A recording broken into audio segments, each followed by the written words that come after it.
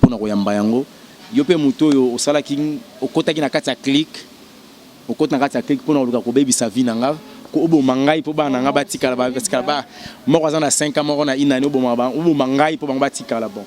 Je suis désolé parce que tu as mal joué la carte et puis tu as bato baza pemena na mokonza mboka lokola ba conseiller spirituel na ye ba yebisa biso nini on nzamba lobela ki bango concernant le pandémie coronavirus et puis bango ba yebisa mokonza mboka nini. Non, soyons sérieux, c'est pas une église quand même.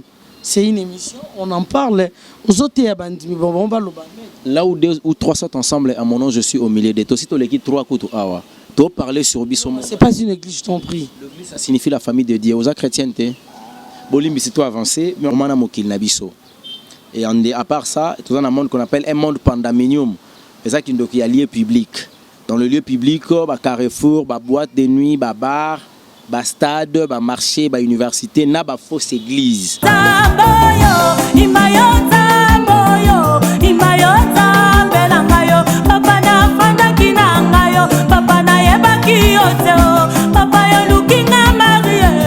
Bienvenue à ceux qui nous rejoignent, très heureux de vous rencontrer. Nous sommes à l'ère de notre très belle émission Carte sur table.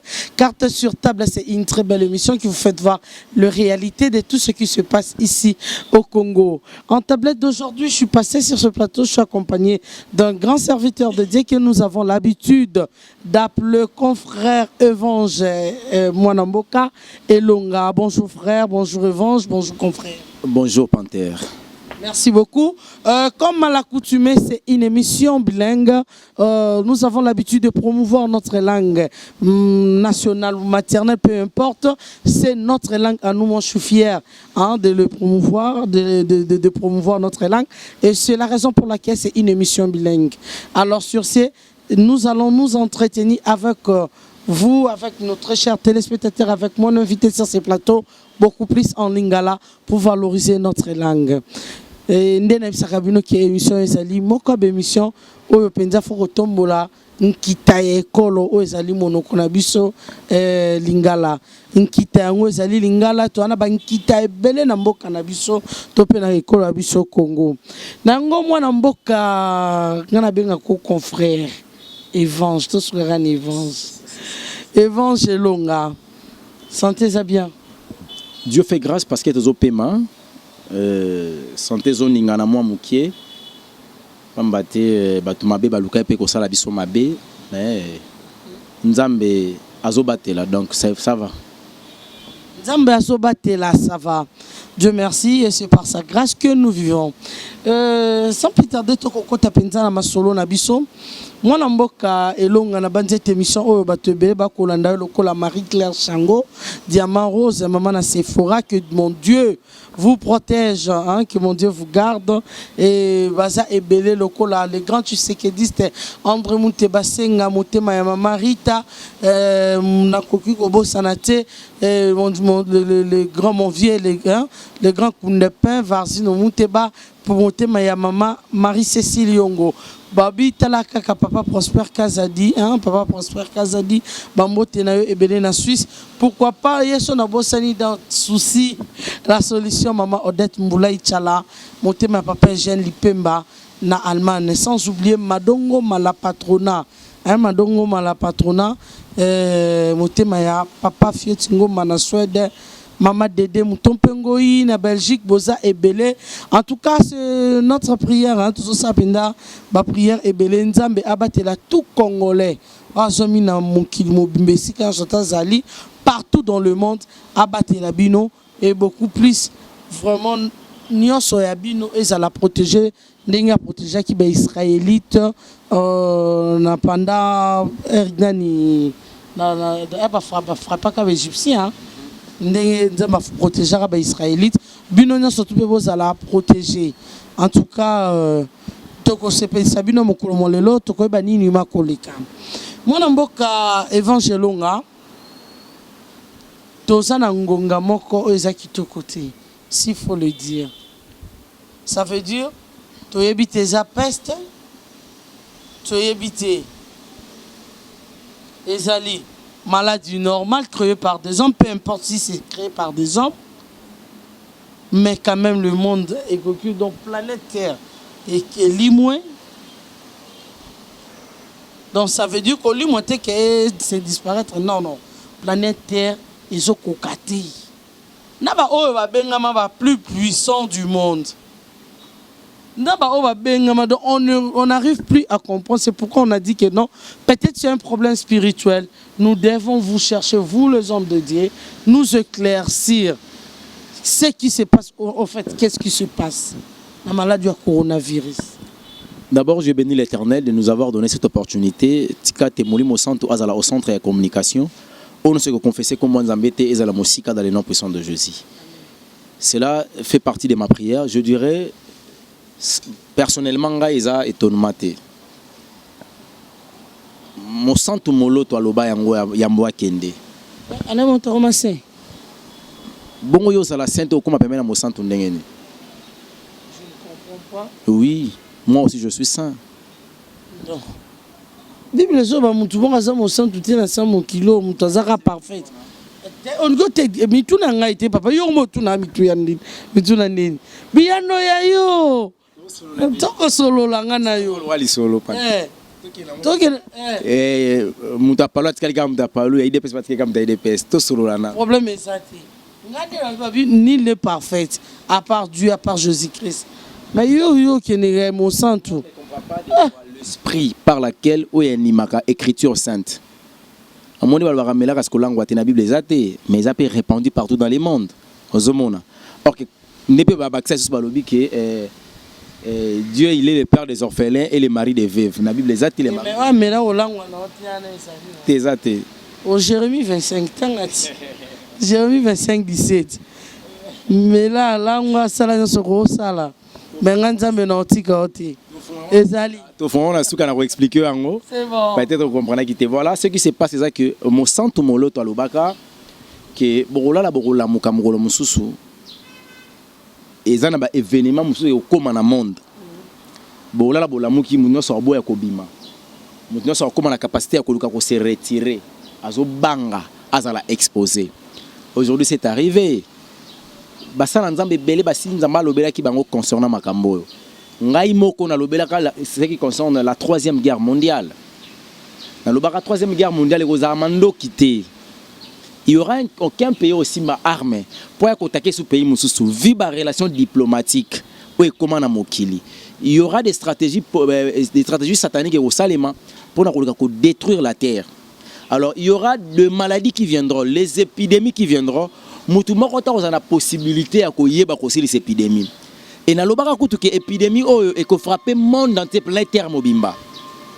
Jusqu'à ce que batu wana tamba ko sangana ba unifier nzambe nde bazana ida ko sala pacte mondial. C'est par bango des solutions ya likambo e ko zwama. Tango solution ko zwama batu ba ko ba ah voilà le Messie nous a sauvés. Tango to unifier nzambe tane nzamba sa eli biso grâce. Or, ce n'est pas le Messie, c'est l'Antichrist, le faux Messie. Alors, ce qui est arrivé, problème exact. Attendez d'abord, par là, voulez-vous dire que Antichrist a Zoya déjà? Jésus-Christ est Antichrist. Mais au suko azo fan dans le col maître, au bakeko il est déjà, au ça il est déjà hôtel pour nous permettre nini ordre mondial et puis même sa gouvernement mondial. Bah ben on peut pas m'amener là-bas. Et ça n'a pays nini gouvernement mondial qui gère aujourd'hui le monde. Les États-Unis. Voilà pourquoi on dit bon critique c'est pas que net na maison blanche ba to éliminati pour nous ça na bango ko installer hôtel pour nous sa ordre mondial mais bazan a malchance parce que nzamba utilise Trump. Comment ça? Bon on évite que Trump me tape c'est un mot na Jérusalem comme ils ont la capitale. Dieu a utilisé Donald Trump. Et ben on a un problème parce que ma commune nzambe za ko annoncer biso makambo yo. Ngana omi tunaka question encore. À l'époque, tous qui na réseaux sociaux tendenge zalelo. Combien de signes ont essayé salema ya minene metomonate. Toujours quand on a ba signe mususu lelo parce que tous a facilité à réseaux sociaux. Est-ce que oza ba signe asuka par rapport à ba signe c'est les cas to eza ibandeli. Peut-être hein. Teza asuka eza ibandeli. Quand le monde des ténèbres sentira la poids parce que l'arrivée à Jésus-Christ est comme notre maître. Tel manaye na ngwende o etongama na boka motote pour amata na cheval nazo yebisa yo pour trompette bêta tout le monde a yé colo dans l'espace enlève Messalema le 5 mondes sataniques va ressentir kilo. Attendez, donc nous malem faut te comprendre revanche 5 mondes sataniques. Donc il y a 5 mondes sataniques dans mon kilia. Les 5 mondes sataniques ne dépêchent qu'une influence dans le monde physique. Non, nous voulons connaître c'est quoi ces mondes sataniques. 5 oyotangeli biso. Monde kabbalistique premièrement les monde amai. Ils appellent ça sirène bazalarat. Ba tati wata, ba mami wata, ba mari de nuit, ba femme de nuit ba utaka. Place ba maquillage utaka, ba pantalon utaka. Place oui. Te yabana basi. Ba kota ngona nononde, non 91. Après pillage, ba ya ko lancer pantalon pour na kota des moins publicité na mboka na biso. 90 bazalaki moi qui dit ba comprendre que Lucifer a travaillé. Et monde kabbalistique, Yama et puis monde Pesifera. Je m'excuse, Pesifera. Eza Kindo Kiazamba, monde Azamba, là où se retrouve le géant. Est-ce que on a vu ça sakata beta ramwa tolo attention à son making na musakata son akoti zambo ko manzoko. Ba ngenda ko négocier na ba géant Azamba et puis biso en Équateur. Tous rappelé dans le monde Azamba parce que forêt équatoriale les appareils appartenir à biso. Biso ce que vous avez bango mai na Zamba. Ce que ba démon andi ba jiraka bango ba deux monde wana. Et ba indice national ba autre fois ba indice ya mutana na 4 monde Pesifera. La première des choses est kanda. Ou ba monde ba comportement ya ba caractéristique ba animal. Na 4 famille na bino kozala. Okuta mutu mo azana esprit nyoka, mutu muso okuta ba caractéristique amboa, mutu muso au monde na oh, le roi Tchakoubou est né. Donc il parle de n'importe quoi pour détruire les autres. Bah, caractéristiques qu'on les a pour permettre à Batouba comprendre que voilà, Batouba va utiliser dans le monde de Yazamba. Monde Pesifera et puis monde Kabali, monde Chromanium, ils allaient qui de cimetière. Bino Batouba qui est dans le cimetière, comme il y a les premiers où tu es dans la terre, à gloire au Seigneur. Batouba Ndego qui est dans le cimetière, qui est dans sa place, bah oui, balali, bah bandipé koloba, bazo laka, bazo saka na cimetière. Papa Lobaka, chaque fin du mois, il faut qu'il y ait un monde kabbalistique au côté à contact avec des démons qu'on appelle les démons abatteurs. Les démons sont un lieu de tourment dans Mokil Nabiso. Et à part ça, il y a un monde qu'on appelle un monde pandaminium. C'est ça qui est un lieu public. Dans le lieu public, il y a un carrefour, une boîte de nuit, un bar, un stade, un marché, une université, une fausse église. Les démons sont opérés dans un milieu pour un envoûtement.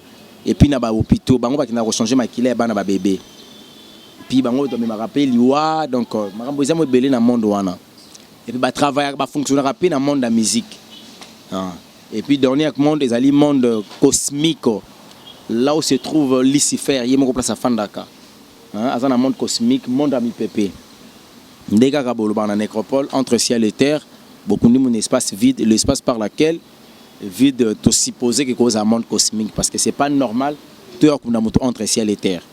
Il faut qu'il vivre quelque part. Si c'est pas dans le lieu de repos qui est au ciel, c'est que qu'est un lieu de tourment. Et mais un lieu de tourment, ils ont dépend de ce que parmi les 5 mondes sataniques. Monde où il y a qui connecté par rapport à la spiritualité naïe, par ignorance ou par conscience, à aucun des kuna parce que la famille n'a pas de kuna. Alors quand le maître arrivera, Jésus arrivera, tous ces 5 mondes-là, et qu'on sentir poids arriver à Jésus. Et poids wana, et qu'on permettre bango, au monde à dragon na Chine komata, au monde à soi-disant na évidemment un dinosaure na Espagne, ceux qui na Espagne, ceux qui na Italie kobima, au monde à mabélé na Rwanda ko déplacer, au monde à les occultistes babandi ko tambola ko ko na Maison Blanche pendant qu'on est installé hôtel, au monde à ndenge nini moi na Congo na Luanda, ils sont encerclés par l'arc-en-ciel. J'ai même des images ici. Moi encerclé, moi comme pesaba éclat, je ne peux pas imaginer. Au monde en na Belgique, étoile échangée forme à 3 reprises. Na souka na souki na forme il y a un ange à Chima Papou Boy. J'ai des images. Maintenant dites-moi un peu Evange, c'est que au lobby que moi sali na Congo na Luanda. Et pourquoi Congo na Luanda ça dit quoi? Non, déjà, le Congo, le Luanda, je ne sais pas, mais le Congo, c'est un pays prophétique. Parce que le Congo, toujours quand on a ta destinée prophétique en Bokaoyo. Sur le plan spirituel, ceux qui ont un homme spirituel et belé, ça pourrait nous aider. Il y aurait pas comme ça Congo na makambo mosusu. Mais nous avons beaucoup plus les hommes scientifiques. Il y a plus l'intellect. Bon, l'intellect, ils ont des limitations ébélées. Bozo ça va calculer sur le plan statistique, géopolitique, géostratégique, mais là au moins et puis enfin beaucoup de gens ont perdu sur quelles sont la volonté à l'oracle et tout consort. Alors Congo est un pays dynastique, pays prophétique, sur le même na Capernaum, na Tempelo, place là qui n'a couché ça banda kolala, carte RDC c'est dessiné na Caro, na Capernaum.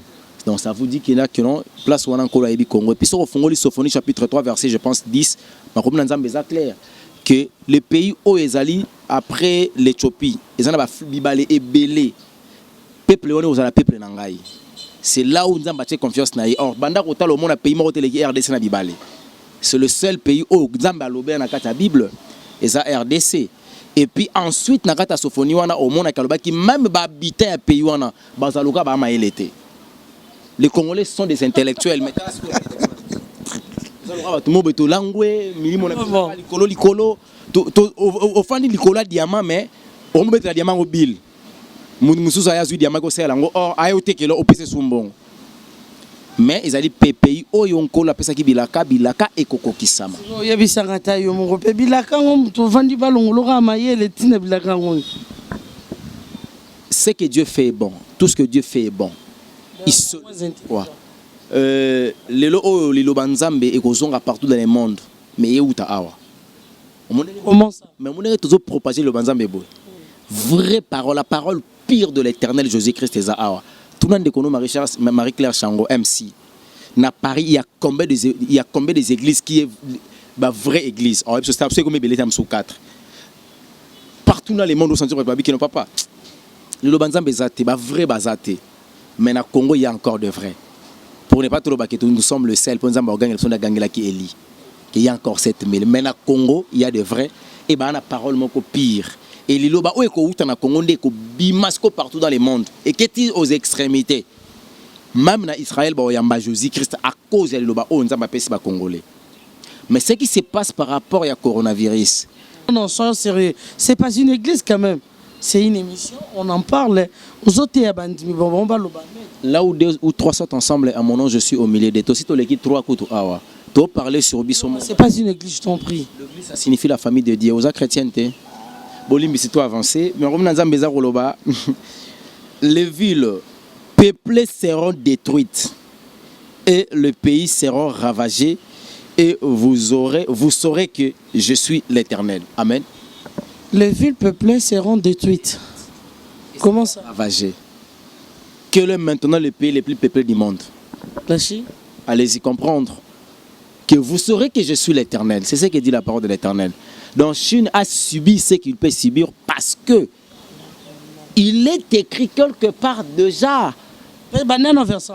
Ézéchiel chapitre 12 verset 20. Les villes les plus peuplées seront détruites et le pays seront ravagés. Et vous saurez que je suis l'Éternel.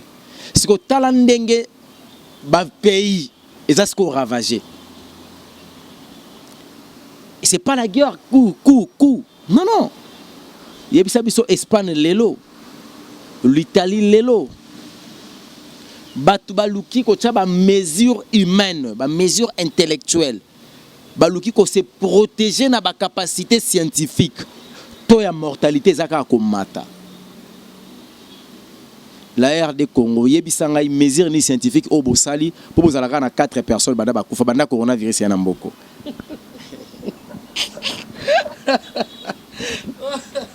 Bomba va beto ko panzanteke. Voilà mboka Evans Tokoba. Makomna nzambe za bien, kolinga nzambe za bien. Koyoka nzambe za malamu. Je vous dis, ce sont des choses Dieu avait dit pour que le monde sache qu'il est vivant. Que l'Éternel Dieu existe. Voilà le signe. Ils ont 4 angles. En tout cas, quand on a une affirmation, on a mais on a 4 analyses spirituelles. Ça peut être la colère de Dieu. Dieu frappe. Par rapport à quoi? Il s'est fâché contre quoi? Mais la sodomie, l'homosexualité, la pédophilie, est eu accès partout dans le monde. Le mal est augmenté. Vous comprenez? Alors tous ces pays on va vivre plus na Katsamabe et la colère de Dieu est là, il s'est répandu. Point 1. Avantage il y a chrétien ou ayamba Christ comme Seigneur et Sauveur et ça que quand on a besoin de bêta et que bêta bateau ba on a besoin déjà épargné. Là c'est de 1. Deuxième point, et ça que si c'est le retour du maître, Jésus-Christ revient déjà. Le monde de ténèbres, agitation a injecté maladie n'engalingi parce qu'à comprendre que Mukolo Mokila Zoya il n'a créé qu'un désastre. Et à quoi ça va gagner quoi? Mais important ça Lucifer et Zalraniko détruit na Kobomat. Jean 10. Le voleur vient pour détruire, égorger et puis il gagne quoi? Enfin beaucoup fanaï na lisubo keneli felo. Ça t'a na posa intérêt ka moli monayo. Donc muta kufa attend il y a qu'on se repentir té OK. Na souffrance na mot ali felo tong yo aussi ka côté ko diminuer moi to azika yé mon côté c'est la mission mais tant usiko yo arrivé à Christ ezali koya batu oyo maladie ba ko bwaka na ba anglais tout parce qu'après pandémie oyo ya coronavirus eza suna mususu ezoya pasteur tika ta tika no s'il vous plaît tous sont sérieux tika bobo mano prophétie no pas tout souvent roba mwata mabanga oh non mais ici ba tout pema yo zolo ba ke mususu ezoya plus grave que coronavirus oyo siko emelisi pema mezande appel en Nzambe bata la biso ba chrétien de tobika na kimia pona koloba ke si tu es soko otiki ka monde wana oyeno ka pa Nzambe c'est fini. Ata pandémie o ekoya koleka coronavirus pas no lobele lorote ngani naza bonana inquiétude te même ma famille chrétienne o bazali banda ya mboka soto zo soya sabango na lobi makila ebwele épargnaki Israël devant l'ange de la mort na kata Égypte. Amen. Bongo siko makila Yesu Kristo eleki ebwele bosana na épidémie wana bazo l'antivirus bazo baté que c'est le nom de Jésus et le sang de Jésus-Christ. Amen. L'antivirus contre Babylone corona nyos. Et la repentance aussi hein. La repentance sincère. Quand l'homme s'est repenti, il croit en Jésus-Christ comme Seigneur et Sauveur, il recevra Jésus-Christ. En dimilobi azo acte d'engagement qu'on appelle le baptême. C'est fini. A commis comme mettre en pratique la parole de l'Éternel. Noye biso que Romains chapitre 8, premier verset ko salima. Qu'est-ce que dit la parole de l'Éternel? La Bible nous dit que maintenant, il n'y a aucune condamnation pour ceux qui sont en Jésus-Christ. Alors, ceux qui allaient arriver à Christ, tant que vous avez maladie, vous allez la sauver parce que vous allez enlever. Le reste de la souffrance, vous allez monde en côté. La question, le troisième point. Mais attendez, vous nous parlez de l'enlèvement. L'enlèvement, nous on est là. Coronavirus est là. Quand est-ce qu'il y a... Qu'est-ce que vous dites? Donc vous dites que non, il faut utiliser deux verbes différents. Enlever ou épargner. S'il faut être clair. Arriver à Jésus à épargner. Et ça, d'abord enlèvement. Quand le maître arrivera, le 5 mondes sataniques au sentir poids. Na poids on a ba côté en débandade. Ba comme ça là n'importe quoi. Ba boire quand même ba maladie pour ba to kufa kaka. Ba yebi que non ah ya za na bar. Maladie que ozoeka na bar mi kufela kuna poto ke na eli felo. Ozomona. Et tant que Christ a zoya yo de choses okufi na kata lisumu ba surprendre yo na se ay maladie na souffrance épidémie aujourd'hui tant que c'est répandu parce que on a posé médecin soigner yo ba yé ko surprendre yo ça qui biso toza sauver. Et na koloba ke ekoki ko za la spectacle satanique Lucifer a posé ce ko démontrer le monde comment est-ce qu'il y a à vivre pour sa puissance pour ressentir que azo peser. Or quand Lucifer cherche à faire des spectacles azarana posa makila. Voilà pourquoi mon taux de mortalité dans le monde et se répandre en vitesse partout dans le monde. Or, quand vous êtes dans un spectacle, si c'est seulement tu es un chrétien, il y a beaucoup de beaucoup de deuxième, troisième assurance. Et quatrième assurance, question c'est que c'est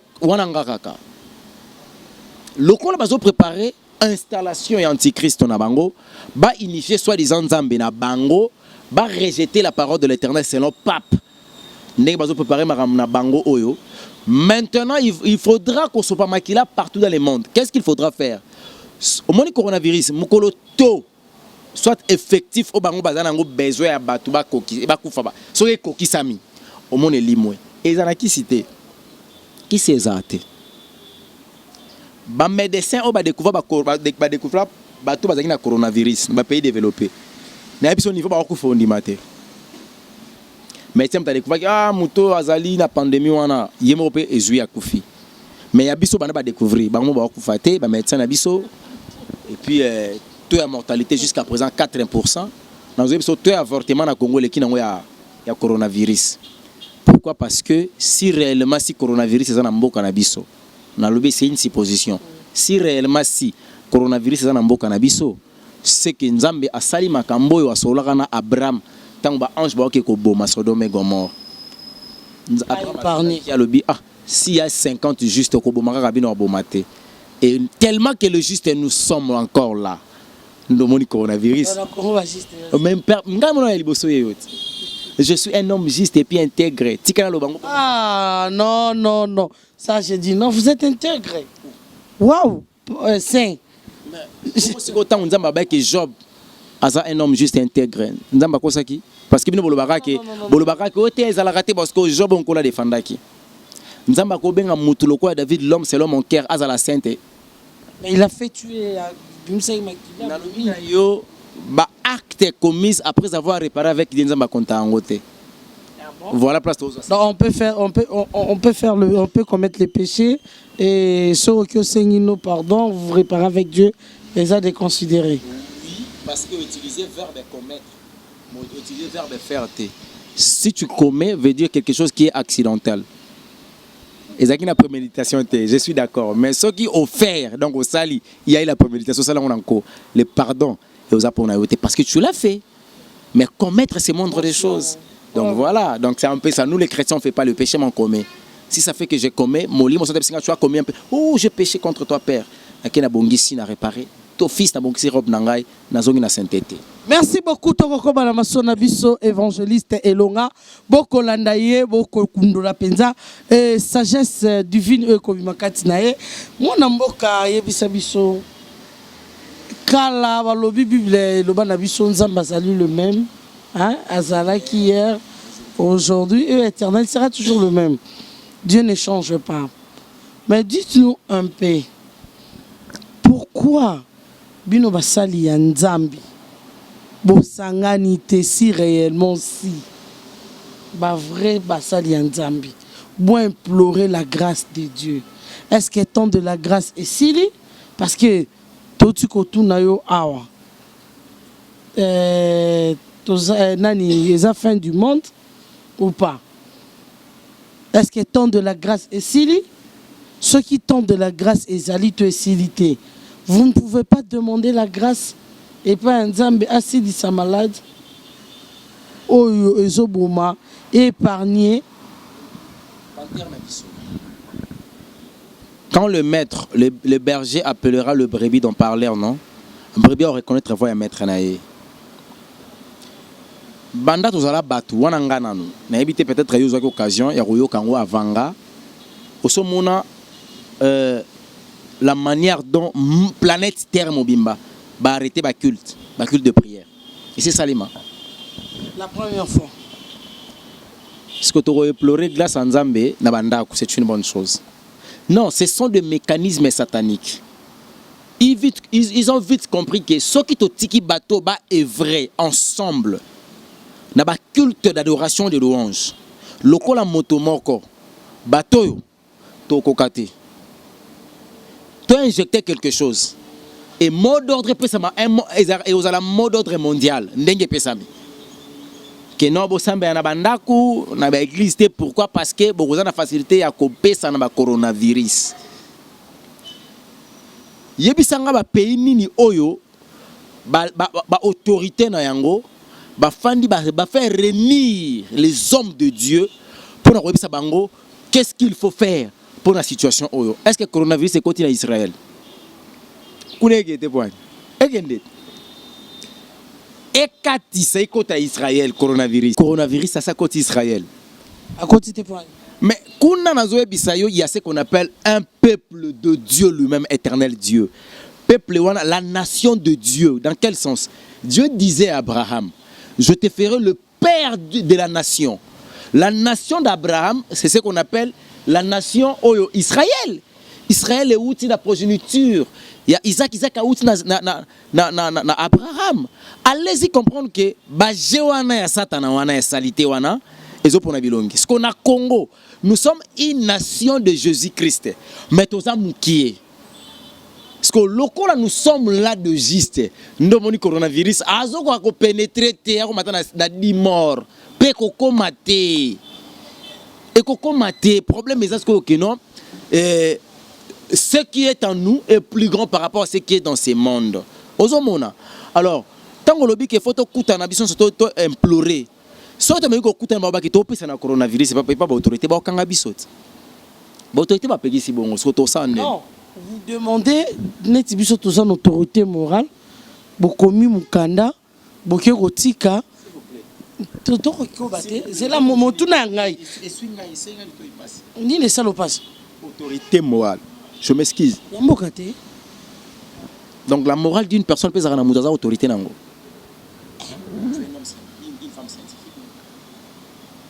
Oh, c'est aspect religieux, s'il vous plaît.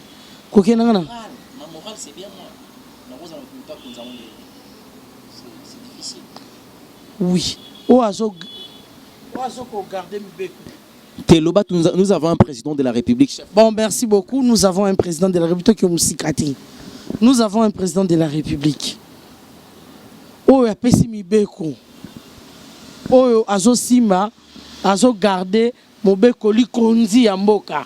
Yango to bengi pe autorité morale. Atoboy, autorité morale. Le chef de la président de la République Azali. Tokoma. Bokomi, boke otika na cabinet naï. Bosenga. Pona maladi oyo. Tosanga nata 10 ou 20 autres. Mon bon, juste 50. 50 juste bozana loba. Tikela biswata espace to luka solution na losambo. C'est un chrétien. Ils allaient sur exception pour la biso na Congo. Nous avons reconnaître l'homme que Mokonzambo katate Congo Félix Antoine Tshisekedi Tshilombo bisika zwami azape na ba conseiller spirituel. Azape na bato balandelaki na molimo basakoli pe bazali. C'est une question religieuse wa fumu sabat. Nzamba yebisi bango nini? Parce que bango bazape na Mokonzamboka. Nzamba yebisi bango nini? Po biso toza mwa musika pe na Mokonzamboka. To mwa musika. Bango bato baza proche na nzamba lobeli bango nini ba yebisa Mokonzamboka pona makambo. C'est eux maintenant de bino luka bango ba yebisa biso soki mokonza nzamba bisaki bango ni pona Mokonzamboka. C'est que Mokonzamboka makambo asali za makambo nkolo yebisaki ba serviteur ne ba yebisa e. Pour Mokonzamboka le baza chrétien, c'est que c'est une personne qui respecte les principes de la Bible. Azana ainsi dit l'Éternel. Donc c'est que bato baza pemena Mokonzamboka lokola ba conseiller spirituel na ye ba yebisa biso nini on nzamba lobela ki bango concernant le pandémie coronavirus et puis bango ba yebisi Mokonzamboka nini. Bango bato yebisi Mokonzamboka ki nzamba lobi Mokonzamboka suspendre ba église pour na ko éviter yango to za la contaminer biso nyonso. C'est pas quelque chose qui est scientifique. Ce que c'est scientifique na niveau technologie na niveau médecine dans le monde papa maman mais am sous les nord côté South Afrique té ba solution ba résolution ngake zoa mala mort banga ba zona ba solution la Chine a koki angote Trump kuna kokite Suisse na minute oyo a des bandades mais ça est-ce qu'il y a un Congo tous un prophète de la nation? Un prophète de la nation comme on avait Samuel, hein, Azaki prophète de la nation, non? Il y avait Élie, Azaki et Bélé. Est-ce qu'il y a un Congo prophète de la nation? Bon, on a évité ce qu'Azali, hein, et être le seul prophète de la nation. En tout cas, Nzambe a établi ça sous Bongote. Pourquoi? Parce que Christ a à l'époque, il n'y avait pas les 5 ministères. Et aujourd'hui, il y a les 5 ministères, les ministères évangéliques, apostolat, enseignant et puis pastoral, ensuite ministère prophétique. Mais à l'époque, ils allaient juste un simple prophète, Azali pemeni ya Mokonzamboka, lokola liso, topeli toi. Yanzambe pemena Mokonzamboka pe monoko ya Mokonzamboka. Donc oya koyoka koloba tanga koyebisa Mokonzamboka ke a mettre en application. Mais aujourd'hui les abongoté, mais au moins mon continent sort ya mboka azalaka na mutu oyo asungaka sur le plan spirituel pour na ko prévenir yé makambo ya pona mboka na ye. Ozomona. Ils le roi président ya Corée du Sud si je m'abuse pas. Nzamba sungangai moko aleka na yoka kiki azalaki na pasteur na ye. À chaque fois, pasteur a ça la voyage. Au moment où le président déplacé Moudaliboso, à quel mboko président Kokoma, a bongisi makambo sorti à Silisi et salut que pasteur a kalandi. Donc avec na azaki plus na estime ya mosala nzambe. Mais aujourd'hui basala nzambe nanu bango moko bango ba fanatique ba politiciens. Basala nzambe lelo bango makolanda mbongo à travers les politiciens. Et ce qui nzamba lobeli eke loba na politicien oyo zolanda ki makambo sala ya mabe nzamba obeta tika aobanga aoluka a maquiller message. C'est ça. Somona biso le to sali ba prison pour anini po to lobeka vérité. To lobika vérité que les dérangés bon comme na niveau ba to kangami. Bon tant on a kangami na bimi na comprendre que Christ a lobaki yango na Luc chapitre 21 verset 9 bokoyoka ba guerre. Tant on dit que Tina ba 11 oroyoka ba bible zo parler bokoyoka ba guerre ba lokito ba tremblement de terre et ko salema. Et puis bako kangabino à cause de mon nom. Et tant mon nom soit kokisami Christ a la kisi biso na makomia lobi que c'est pas encore le temps de la fin mais le temps approche parce que c'est pour bientôt Christ azozonga. Mais libota na nzambe bazala toujours vigilant et ko yebisa bango ke ezanango maladie oyo ezanango makamoko boye purement scientifique té. Parce que majorité ba médecins au nyonso bazala ba pays développés ba détecter kango bango ba mokufa na bango. Ba docteur ba mokufa. Bango moko kutu ba médecin ba debi ko se protéger ko le kabiso. Bango ba mokufa na corona ngo. Eza quelque chose qui est spirituel. Oyo tango dragon ana matière ou na Chine mati pas côté mapata. La C'est un montage. Té pour ni tongo comme sa vérité montage. Après 2 jours la Chine a déclaré qu'il pas na coronavirus c'est até. Na raison ni. Si vous avez un ordre balobi mokili mobimba planète Terre mombato sambela te pour le coronavirus. Mais les Illuminati ba kumane bango nyonso ba côté na maison blanche ba ko installer nini kuna. Ta ba komina kati ya maison blanche ba kende ko sani ba ko installer hôtel pour la préparation ya ordre mondial et puis pour la rebongisa gouvernement mondial. Le temps par lequel nous sommes exactement très dangereux sur le plan spirituel mais ba homme scientifique to ke nango plus na monde la science. Et le bilango papa moko ezaka na Angola alinganga minga bisanga bielonga. Et bien, on a habité dans mboka na bino na tunem elonini. Habite tous les Congolais bazaba intellectuels. Bino nyonso boata mayele. Le kuna mutayoka muninga azate. Na place moko yoka muninga moko yo no sala na analyse mambo ya lobby. Et analyse nous la plus négative na oya onde aux positif. Maintenant on réunit balema de preuves nyonso te. Ozomona. C'est ça ce qu'on appelle la maladie congolaise. Mais que Dieu nous fasse grâce na mboka na biso oyo. Soki batu bakozonga na sama ko nzambe te. Épidémie oyo niveau ko frapper pour y sanga la suka kalora paka juma so ekoti pour so ka mutumo akoti na ngwana esili mutumo ka so akoti na ngwana esili gouvernement biso tozala mingi te na ba transport pour na ko éviter na matika na mota razana ngona 18 tono zonga na ndako na pesit madame oke wenzeti muta wenza zonga na ndako te on a nazoyebisa yoko coronavirus. Merci parce qu'il y a encore de juste dans notre pays et puis on est na biso. Merci to communauté que le micro to communauté suka ya masolo na biso. Merci à vous Marie-Claire Chango hein, la maman de Sephora et pourquoi pas na JR Mafumba Jean-René Mafumba. Merci na bande comment surtout bazaki branché na mokolo malelo. Et pourquoi pas papa héritier Kanoukoki na koki jamais kobosana Nicole Ikonde sali à vous je vois tout le monde à sa branché Ben Billy merci à vous bande koban surtout basaki branché boza toujours branché ni nokoloba message no kopesa batike ba téléspectateurs ba kolanda yo mot de la fin na message espoir pour na mamba coronavirus mode torobanini bopesa bino pesa mode de vie pesa ani orientation divine bat bakoko tambola ndenge nini pour que peut-être bazala épargner et tant que mosala nzambe là c'est ma micro to si na pesi micro zo solo eza rubrique et autre solara face au peuple donc yo na peuple na population. Merci beaucoup libota na nzambe na web sabino botika ko banga coronavirus ko leka masumu. Vous devez avoir la peur. Il y a masumu ko leka coronavirus. Tant besoin de masumu ko consommer le péché plus que coronavirus, eza malamu te. Ce qui est là ko aider yo ozala épargner na maladie oyo. Il y a que 3 choses. La première des choses c'est le nom de Jésus-Christ. Deuxième des choses c'est le sang de Jésus. Nazozon ki sabino na kata Égypte ko la sabino ndenge Israël azalaki épargné devant le sang d'un animal. Tant ange de la mort à Kotaki.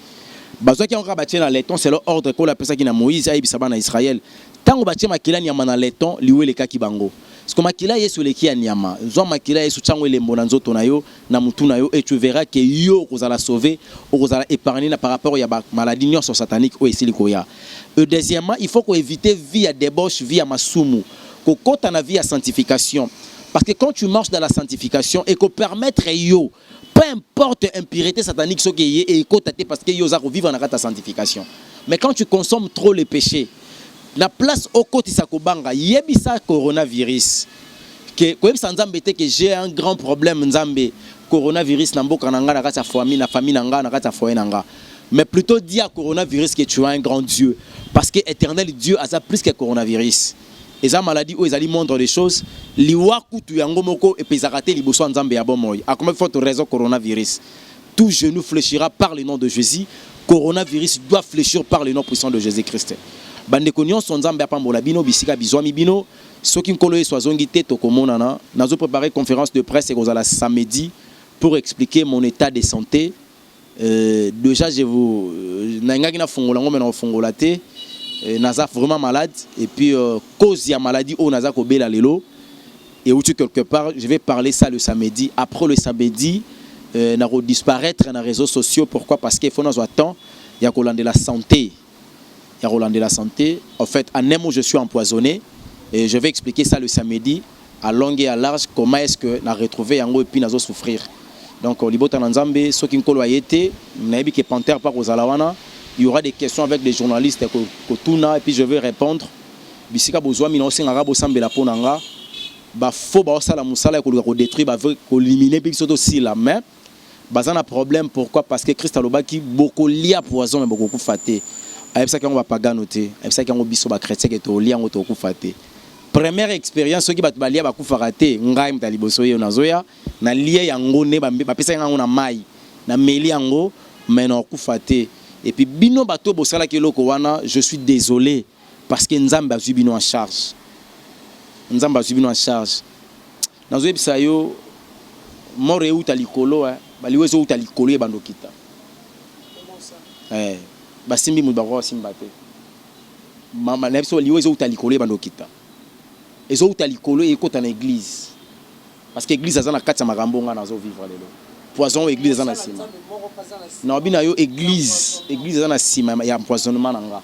Mais elongwa ki wana e utiti na ekota na politique. Na bina liwezo uta likolo ezo kita e kota tina église. Nzamba zo frapper. Nzamba muta revenger makambo yo. D'ici mois de juin avant to kota septembre pour passer la pacte mondial. Et tu verras comment est-ce que mambo salema. Nga 5 ans manzambe likola batebele motuna moko yelingai ozoloba bien pacte mondial eza na mois de juin et ezaki na mois de mai le 14 mais pour ça on septembre et comme le 18 le 19 septembre. Mais attends basala nzambe vous attendez quoi? Non problème il y a pacte mondial ezaki ba religion nyonso bazo sangana ba religieux bango bazo unifier nzambe. Christianisme n'est pas une religion to lobani bango bossa mama mettre na bango lycée faire biso nous sommes là étant de chrétiens. Tous on a la conduite na sanctification na via robanga nzambe na kotosa makomi na nzambe to yebi que persécution c'est ennemi mais tous on a problème na ngote. Vous serez combattu mais jamais abattu. Toké qu'on s'accrocher n'a jamais abattu. Le maître revient en et puis c'est fini. Merci beaucoup, merci Mbotena deux personnes au yebi bazolanda na numéro na yo évangélon na bato bazolanda partout dans le monde. Je dirais si on a ça deux personnes Mbotele Kim et aux alamukié. Na robo ya teme na risque na zangi sabatu mususu bato na rozangi sande ba obaki na boyaki zomona na pesi libote mo mbambote surtout bande ko bazo soutenir nga eza déjà na bande ko bayebi ke na za empoisonné ba bisinga papa zombo ngokendo banda traitement eza na bande ko muso bani de ko benga na Kivu donc soka cargo mo uti Kivu yeka Kinshasa bo c'est que na zala quand même ya ko sunga mana bakisi to kanzamba mona bino bande ko no bazo soutenir nga bo soutenir nga peu plus na prière c'est une bonne chose pour un numéro zeza plus 243 97 58 21 175 Nabandeli plus 243 97 58 21 175 au Benginga pour na ba prière na stopper na nous non ça la prière té ne demander ko ça la prière de fona bandeko hein na stopper na nous là de la santé deux que je veux répondre pour na répondre à la mingité dès que je vais répondre je pense que et ko ça la quand même bien de connaître soit linga ya en aide spirituelle financière na ba lolenge nyonso nzambe ya kozanga te ko pambola ye je suis très disposé pour na koyamba yango yo pe muto yo osala ki okotaki na kati ya click okota na kati ya clique pour na luka ko baby sa vie nanga ko obo mangai po ba nanga batikala ba parce que ba moko za na 5 ans moko na inani obo mangai po ba batikala bon. Je suis désolé parce que tu as mal joué la carte et puis tu as mis la diverseur. Donc nazolo bana mawate eza que nazolo essoufflé hein, na remet essoufflé donc c'est un peu ça mais les boutons nzambe boyo kapasi penzate beaucoup misande nzambe et puis tout le monde a spectacle nzambe ndenge ko salema. Merci beaucoup mais ça fait mal franchement. Je suis pas cité mais ngana qui a passé na place là aux amutu c'est un frère pour nous. Comment ko lukako ote ko longolo viboué. En tout cas, un père et une famille, c'est pas bien. Yo muto lingo bomelonga, joie no vie est longue comme casse. Nombre de vie est long. Bakisa na vie na pose à la éternelle. Koku farate. Koku fanante. Te akufa nde kakati. Aboma yo azora. Vous savez, c'est trop bête. Tu veux tuer quelqu'un, aux autres se rendre compte que c'est pas normal, c'est pas logique. On ne reçoit jamais le nombre de vies comme pas nautique l'éternel. Non. Finalité, on a notre écoute. Ceux qui peuvent le dans l'espace. Ceux qui peuvent en faire. Trois coins. Tu as vu 3 coins. Ceux qui peuvent en faire. Salinga bongo. Même ça, non. Non, c'était juste pour plaisanter, mais ce n'est pas bien, ce n'est pas bien, ce n'est pas bien. Tout est bien qui finit bien. Merci à vous tous. Obosaki branché, Obolandibison à mon colomolelo. Merci vraiment, merci, merci. Et ça fait mal. Bobenga Moussala Nzambe, il est empoisonné. Évangéliste Elonga est empoisonné. Nana empoisonné, Toré Bango samedi. Qui l'a empoisonné? Restez branchés, scotchés. Bozala décidé, peuple de Dieu en résumé, Balobi, repentance et armes solides. Confie-toi à l'Éternel, armes solides. C'est ça.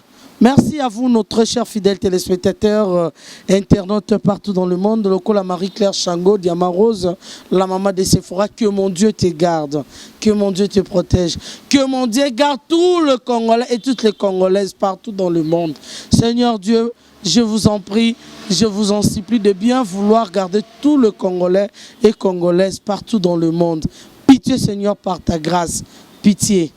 Merci beaucoup. Bye.